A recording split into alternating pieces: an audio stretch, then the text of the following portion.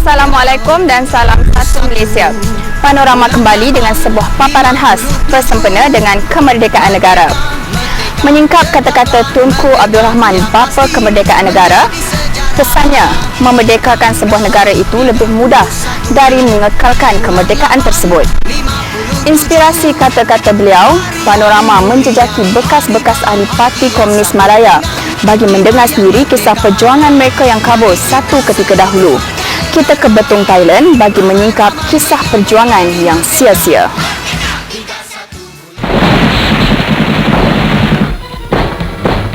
Itu bom mari kah, kapal terbang taruh bom kah, kita korang kena masuk pisusu lah.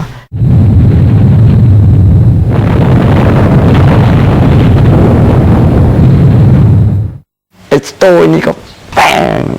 Lawan itu beriti menyangka mati pun banyak.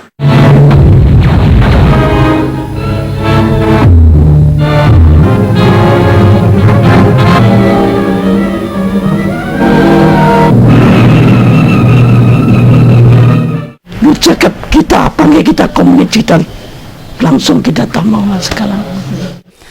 Darah ragu, darah tumpahnya darah ragu.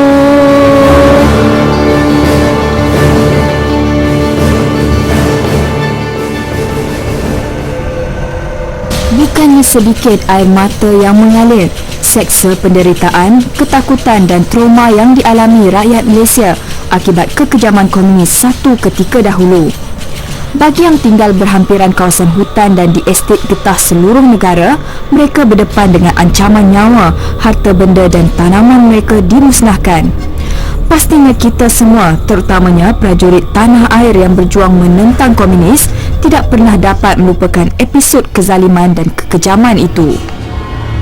Sebenarnya, ideologi komunis ini mula menyerap masuk ke tanah Melayu sekitar tahun 1920-an.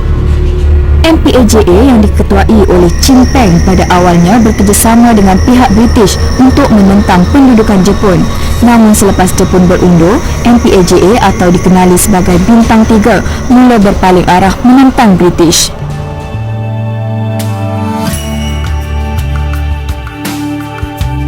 Negeri Perak, terutamanya di sekitar Grid dan Pengkalan Hulu, merupakan kawasan yang begitu sinonim dengan kekejaman komunis.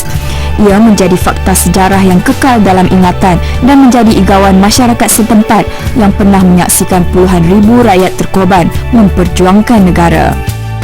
Sebelum 89, kawasan ini semua merupakan kawasan hitam.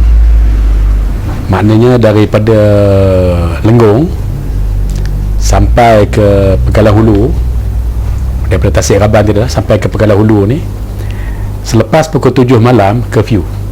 Kalau kita tidak ada permit, kita tidak boleh lalu. Terletak di hujung selatan negara Thailand dan bersempadankan Malaysia, Betong merupakan bandar yang sangat dikenali dengan panggilan Markas Komunis Malaya kerana di sinilah merupakan bekas kubu kuat Angkatan Bersenjata Komunis Malaya. Kebanyakan ahli maupun gerila komunis akan datang ke Betong bagi menjalani latihan ketenteraan semasa zaman jajahan British dan semasa pendudukan Jepun.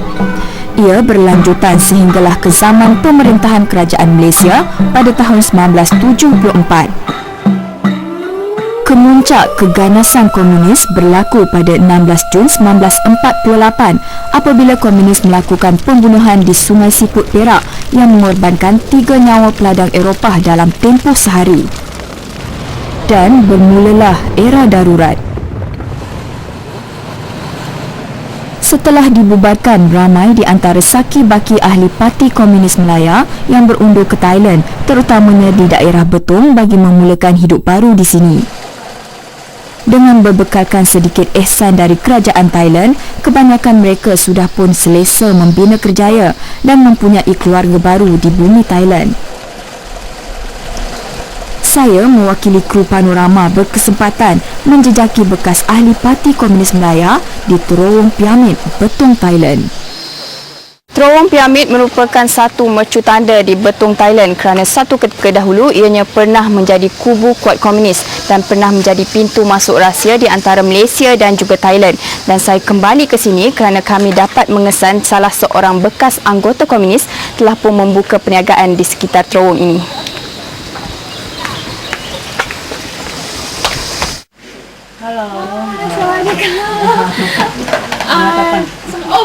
Pertama kali melihat wanita berketurunan Cina ini, terdetik di hati saya bahawa dia tidak ubah seperti wanita biasa yang lain.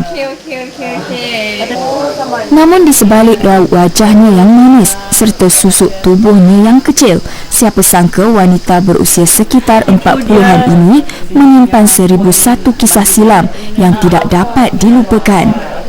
Dia merupakan seorang bekas ahli komunis. Seawal usia 17 tahun, Sumi telah melarikan diri dari rumahnya di Semeni, Selangor untuk menyertai Parti Komunis Melaya. Dengan galakan seorang jirannya, dia nekat meninggalkan keluarga bagi meneruskan perjuangan komunis di Betong. Tidak memikirkan akibat yang bakal berlaku, Sumi menghabiskan masa remajanya menjadi hamba komunisme dan tinggal di hutan sekitar terowong piramid. Dia mengakui setelah berada di dalam kelompok komunis, barulah disedar bahawa kehidupan sebagai komunis di hutan belantara tidaklah semudah yang disangka. Sumi sempat menunjukkan kepada saya untuk berjalan di dalam hutan, mereka perlu menyelak daun-daun di atas tanah bagi mengelakkan kesan pijakan kaki mereka di kesan. Jika berkumpulan, setiap orang perlu memijak di atas tapak yang sama, manakala orang yang terakhir perlu menimbus semula daun sambil berjalan secara ke belakang.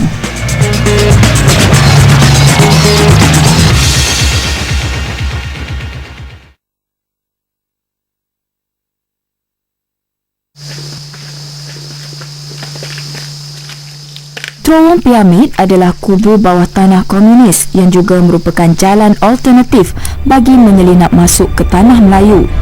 Bagi Ban Piramid 1 ini, ia adalah tinggalan sejarah penting komunis Malaya yang dibina pada tahun 1976 dengan tenaga kerja seramai 50 orang selama 3 bulan. Bagi mempercepatkan proses mengorek lubang terowong, ia dibahagikan kepada 2 bahagian lubang yang dikorek secara serentak dan kemudiannya bertemu di bahagian tengah terowong. Terowong inilah juga yang pernah menjadi tempat persembunyian Sumi dan rakan komunisnya yang lain. Tentera petang tak ada lah, tak sampai punya sebab ni hutan sangat besar.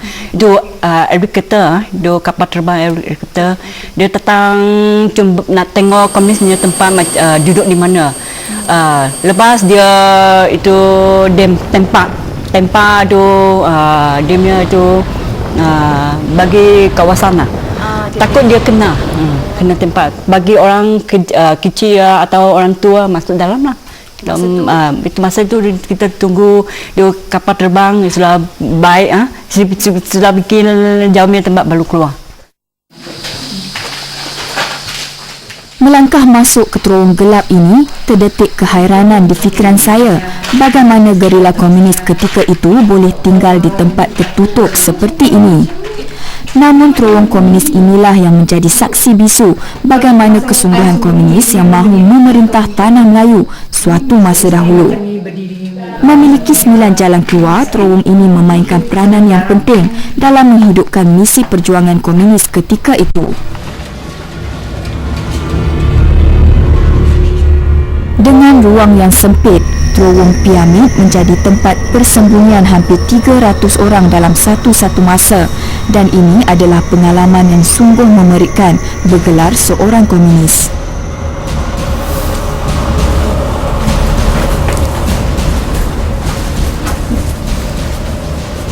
Beginilah siksanya anggota komunis satu ketika dulu untuk mendapatkan tempat perlindungan, di mana terowong ini dibina hanya menggunakan cangkul dan pahat saja. Dan saya diberitahu terowong semasa proses mengorek terowong ini setiap orang hanya memerlukan masa 5 minit untuk korek sebelum digantikan dengan orang yang lain kerana kekurangan oksigen.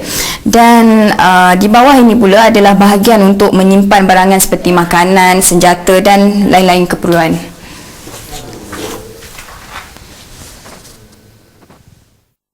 Saya apa pun tak tahu. Saya ikut itu orang pergi kampung, pergi bangkit orang kampung, cerita dia orang tolong beli makanan, itu tolong duit lah bagi sikit support kita komunis lah macam ni. Itu time macam ni lah. Sumeh turut menjelaskan kepada saya bahawa dengan jumlah ahli yang ramai serta ruang yang terhad menyebabkan mereka terpaksa memanfaatkan setiap ruang yang ada di dalam terowong ini untuk pelbagai kegunaan. Dulu penyakit macam mana yang selalu ada di masa-masa tu? Kalau bini yang banyak sekali itu malaria, itu nyamuk gigi kena, itu sakit banyak lah. The time first time belum tahu dia punya sakit, banyak orang mati pun ada. Oh, mati. So rawatan yang dibuat apa benda? Apa yang dirawat kalau demam macam tu? Dia bagi sini bagi dia sejuk sebab dia panas. Dia tempat sejuk. Okey. Negeri lain dia komunis punya negara, dia cakap kita punya Malaysia tak boleh jalan komunis lagi. Mau tukar. Jangan ikut macam ni jalan. Sebab kita sudah dapat negara sendiri. Lawan lagi tak dapat apa. Tak dapat, mati di hutan saja macam ni. Itulah kisah Sumeh di terowong piramid.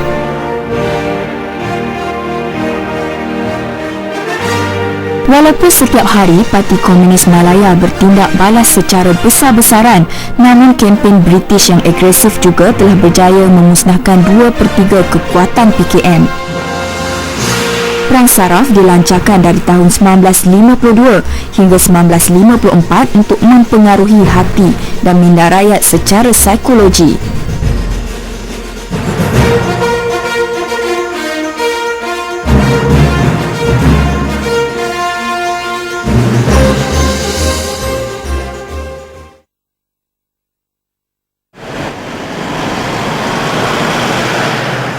Selain Sumeh, terdapat seorang lagi bekas anggota Parti Komunis Malaya turut menyimpan kisah yang perit semasa berada dalam gerila itu.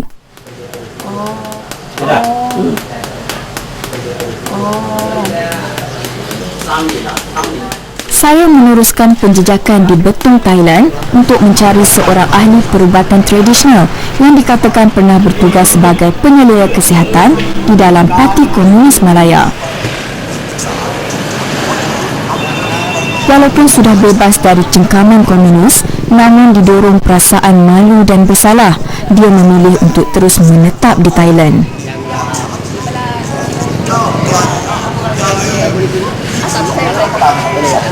Terletak di Betong Plaza, dia mengaplikasikan kemahirannya dalam gerila komunis dahulu dengan membuka sebuah pusat rawatan tradisional di sini.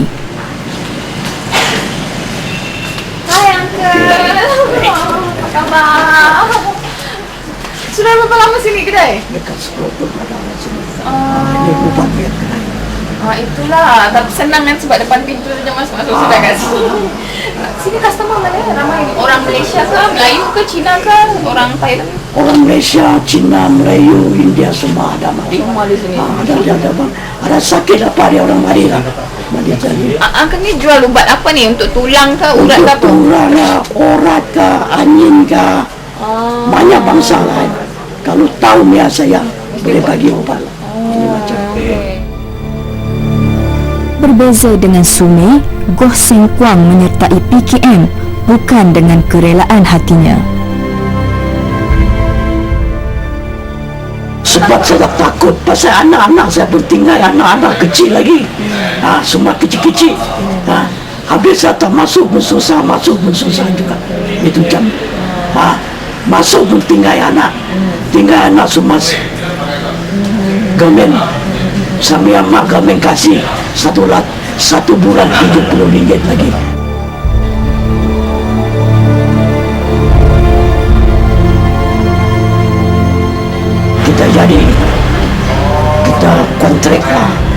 kontrak pukul lacun kah, kawin pokok kah, semua macam-macam saya kontrak.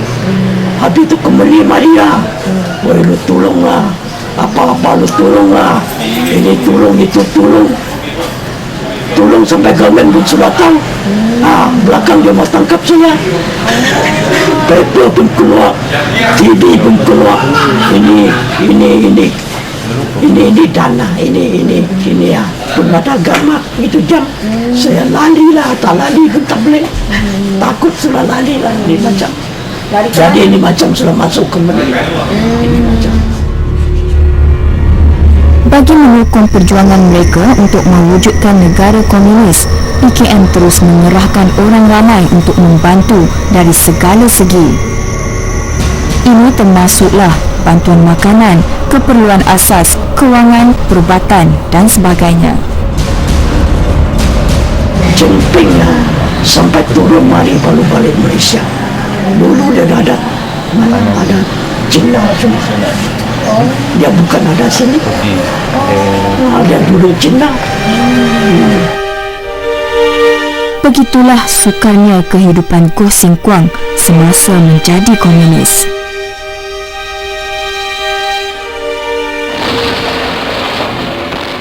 Akibat kekurangan sokongan dari masyarakat, Chin Peng telah meminta untuk berunding.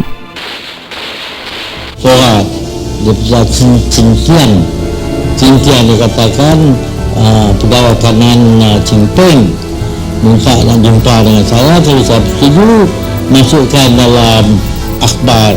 Saya pun pergilah jumpa dengan High Commissioner, bagi tahu hal-hal ini semua. Penjumpaan dengan Chin Peng ini sangat penting, jadi saya mau nak jumpa dengan dia. Seluruh dunia menumpukan pandangannya selama 2 hari yang bersejarah ke Baling dekat sempadan Thailand, memerhatikan rundingan di antara wakil-wakil kerajaan dengan ketua-ketua penganas komunis. Apabila pemimpin-pemimpin itu tiba, harapan telah meningkat tinggi di antara penduduk-penduduk Pekan Baling dan semua penduduk di Melaya bahawa dengan kuasa ajaib, komunis-komunis itu akan menyesalkan perbuatan-perbuatan yang salah dan menyerah diri bagi kebaikan negeri ini. Dekat sempadan Thailand, memerhatikan rundingan di antara wakil-wakil kerajaan dengan Sebuah Abraman dan Abdul memberi jamin kepada komunis pasukan keselamatan tidak akan ada dalam kawasan Kelantan dan pasukan keselamatan tidak akan bawa senjata untuk keselamatan komunis dulu. Jadi sebelum mesyuarat 14 hari sebelum Chin Peng keluar dan 14 hari sebelum itu pun telah di kawasan itu telah dibekukan untuk pasukan keselamatan demi keselamatan Chin Peng keluar. Rundingan yang dikenali sebagai Rundingan Baling ini yang diadakan pada 28 dan 29 Disember 1955 tidak membawa apa-apa keputusan drastik. Ini disebabkan kerajaan menawarkan pengampunan dengan syarat Parti Komunis Malaya dibubarkan, tetapi Chin Peng pula meminta Parti Komunis Malaya dibenarkan untuk bergerak sebagai sebuah parti politik. Pihak kerajaan yang telah pun mencapai kemajuan dalam membasmikan PKM dan menyumbangkan kekejaman mereka terhadap rakyat sebelumnya menolak usul Parti Komunis Malaya itu. Tiada kata sepakat dicapai selepas rundingan kerana PKM enggan menerima pelan damai kerajaan dan meneruskan gerakan bersenjata. Oleh itu, Tunku Abdul Rahman yang merupakan Ketua Menteri Persekutuan Tanah Melayu ketika itu telah menarik balik tawaran pengampunan pada bulan Februari 1956.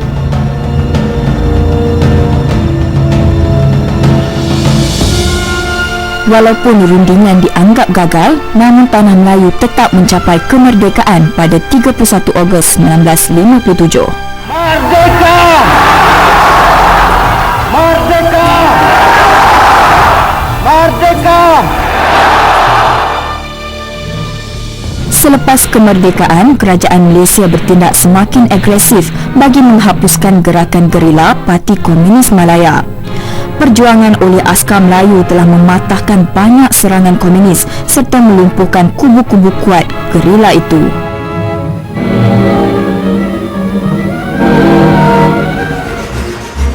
Pihak askar Melayu juga dibantu oleh Inggeris untuk terus menyekat dan menghapuskan gerila komunis secara besar-besaran, menyebabkan kebanyakan mereka lari dan menyembunyikan diri ke dalam hutan dan keluar ke sempadan Malaysia di Betong, Sadau dan Golok.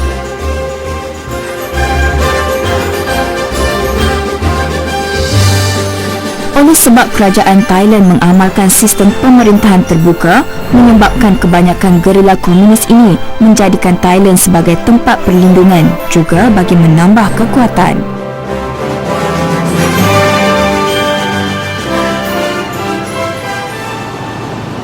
Kampung Chulapon 10 antara kawasan kampung yang khusus disediakan oleh kerajaan Thailand untuk bekas-bekas pejuang PKM yang tidak mahu pulang ke negara asal masing-masing.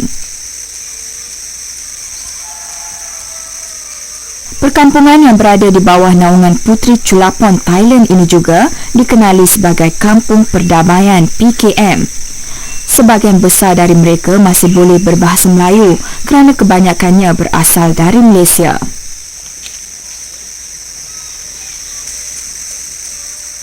Bertemu dengan lelaki Cina berusia sekitar 80-an ini mengungkap satu lagi kisah perjuangan radikal Parti Komunis Malaya. Terlibat dalam pelbagai peperangan, Lau Chiang mengakui bahawa dirinya merupakan pejuang komunis yang sangat tegar satu ketika dahulu. 7 tahun putuk-putuk itu politik punya. Askar dia mari itu lipat Indo, New Zealand, dia sendiri punya. Tak tahu 10 negeri dia ambil dia askar mari lawan komunis. Bagi menceritakan kisahnya bersama gerila komunis, Lau Chiang membawa saya ke sebuah muzium yang dibina di kampung itu. Muzium Sejarah PKM telah dibuka secara rasminya pada 16 Februari 2010.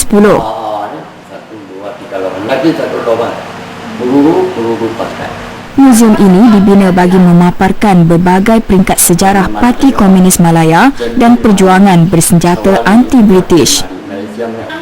Terdapat banyak tinggalan sejarah komunis yang dipamerkan di muzium ini, terutamanya alat yang digunakan oleh komunis di sekitar Thailand. Turut dipamerkan adalah senjata-senjata milik PKM yang telah dibakar semasa parti itu dibubarkan pada tahun 1989.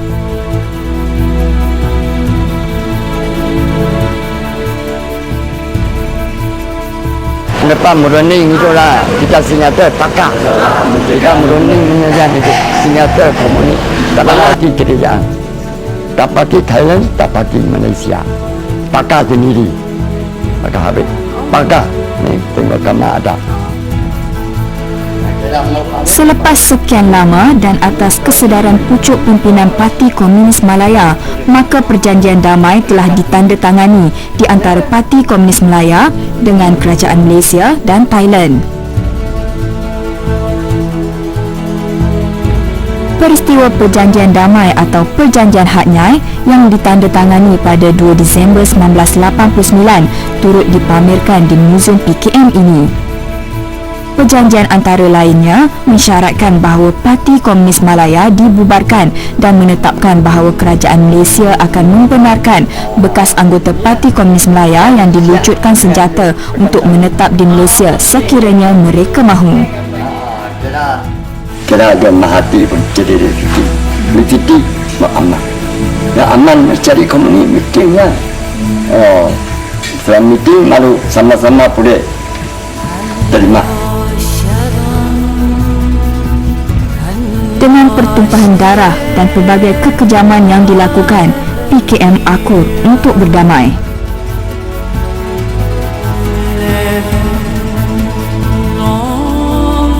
Setelah lebih 41 tahun Malaysia dibelenggu dengan ancaman komunis, akhirnya perjanjian ini membawa kepada kebebasan tanah air bernama Malaysia. Namun, penyesalan di hati setiap ahlinya tidak pernah berakhir. Sekarang sudah malu, baru boleh ingat. itu sudah habis. Ini macam saya.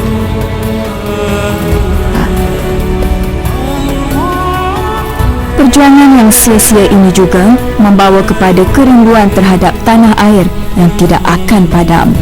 Dia sana sudah bebas banyak. Orang Melayu pun tak dapat pergi sana tengok orang putih atau orang KL pun pergi sana tengok sejarahnya tempat. Negaraku tanah tumpahnya darahku, raya hidup bersatu dan maju.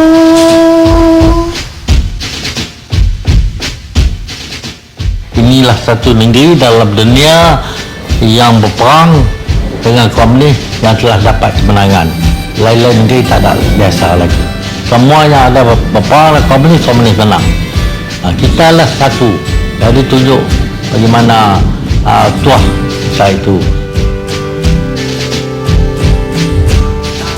Jalan perdamaian telah dicapai lebih 20 tahun. Yang tinggal hanyalah lembaran sejarah hitam putih negara yang bernama Malaysia. Kini fahaman komunis bukan menembusi fikiran rakyat kerana kita mempunyai catatan generasi masa lampau tentang keperitan hidup. Saya Tun Julia Muhammad Tahir mengucapkan salam merdeka dan jumpa lagi.